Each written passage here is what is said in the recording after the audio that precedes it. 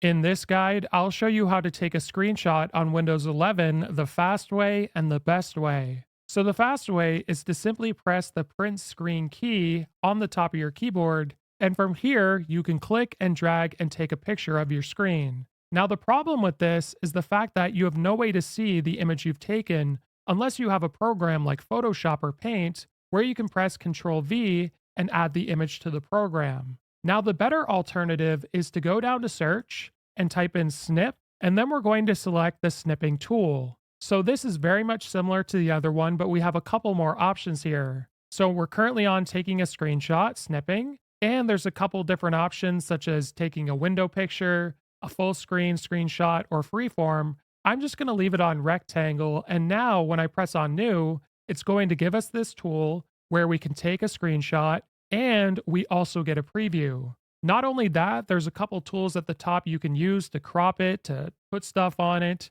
You can select edit in Paint, and you can save the image. You can also right click on it and go to copy. And once you do that, you can open up your program you were using it on and you can press Ctrl V to add it here. If this video was helpful, like and subscribe, and we'll see you in the next one.